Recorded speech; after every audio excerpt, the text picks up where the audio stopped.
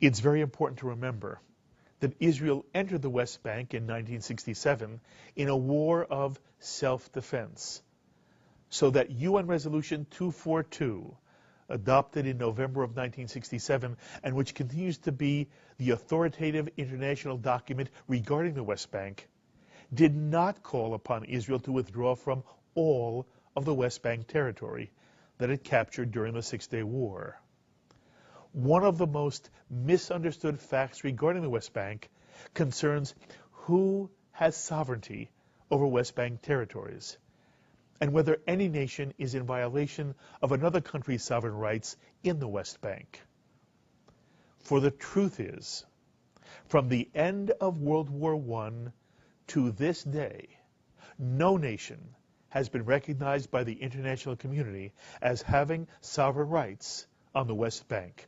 No nation. Before the partition of Palestine and the creation of the State of Israel in 1948, the West Bank was part of the British Mandate, which was simply administering all of Palestine at the direction of the League of Nations, which you may know had given international recognition to Jewish legal rights in Palestine. Great Britain's mandate from the League of Nations was to administer all of Palestine on both sides of the Jordan River until a Jewish homeland could be established there.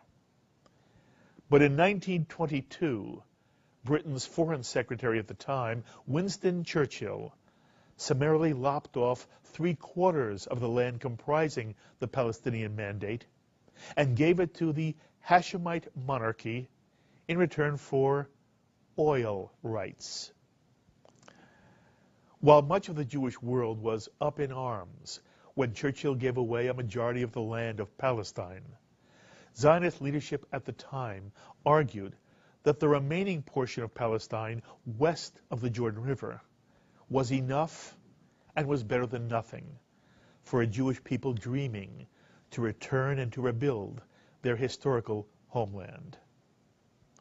Then, during the War of Independence of 1948, the West Bank was captured by the Kingdom of Jordan, which, from the end of the war until 1967, occupied the West Bank.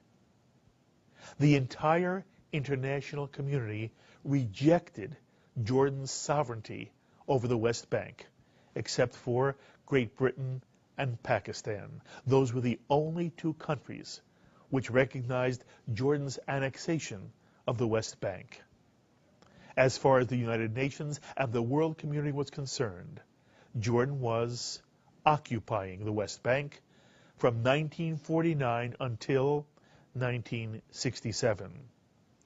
And that's why Eugene Rostow, a former dean of Yale Law School, who was also Under Secretary of State for President Lyndon Johnson, wrote after the Six-Day War that Israel has an unassailable legal right to establish settlements in the West Bank.